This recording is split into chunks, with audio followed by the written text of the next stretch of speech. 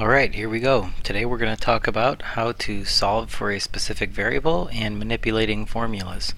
You have had a lot of practice with this in the past, called solving for y, to write an equation in slope-intercept form, y equals mx plus b.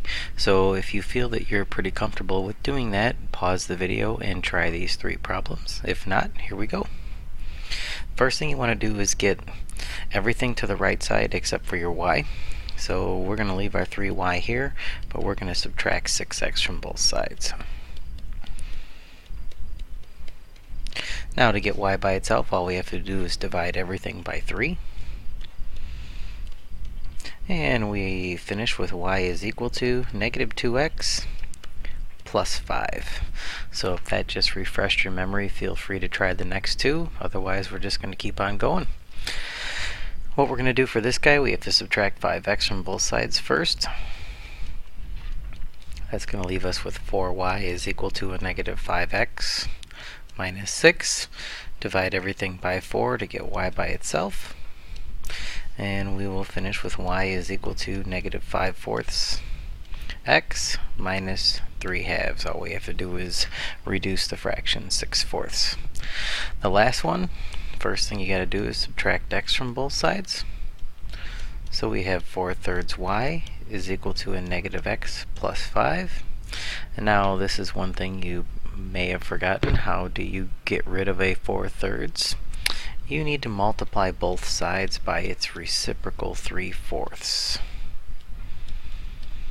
So that'll cancel out these fractions and we will be left with y is equal to a negative 3/4 x plus 15/4. All we have to do is distribute the 3/4 to both items inside the parentheses.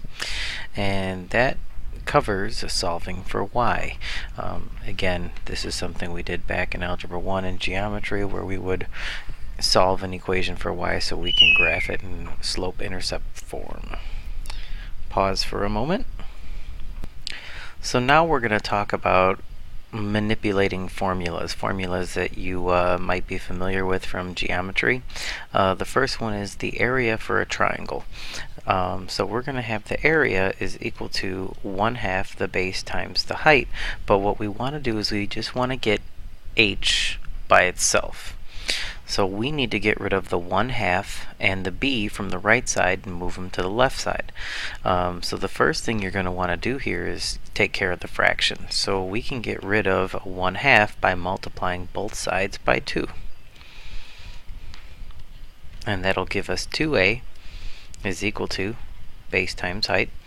And now to get h by itself, we just want to divide both sides by b, and we finish with the height is equal to 2a over b. Now this is the exact same order of operations going backwards, just like solving, except for what we're doing is we're going to be leaving a lot of variables and in the final answer, which is fine. We're just manipulating a formula. We're not trying to solve for any specific number or value. So the area of a trapezoid, if you have a minute, pause it, give it a try. But we are going to solve for B1 this time.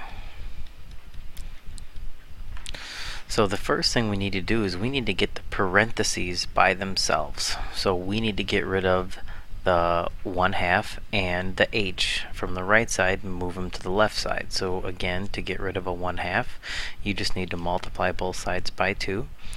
That'll leave us with 2a is equal to the height times b1 plus b2. To get h to the left side, we're just going to divide both sides by h, and that'll leave us with 2a over h is equal to b1 plus b2. So since we're trying to solve for b1, now this is just subtraction. We just have to subtract b2 from both sides, and we finish with b1 is equal to 2a over h minus b2. And we just leave it exactly like that.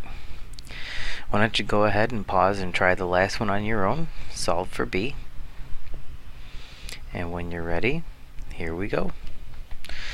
To get b by itself, the first thing we need to do is get rid of the c. So we subtract c from both sides. A minus c is equal to 5/3 b. As we talked about a little earlier, to get rid of a fraction of 5/3, we multiply both sides by 3/5. This side will be in parentheses. And that's going to leave us with b, and that is equal to 3/5 times a minus c, or you can distribute the 3/5 and have 3/5 a minus 3/5 c. And that takes us to the end of this video, going over again how to solve for a variable and manipulating formulas. If you have any questions, you know where to find me. Have a great day. See you soon.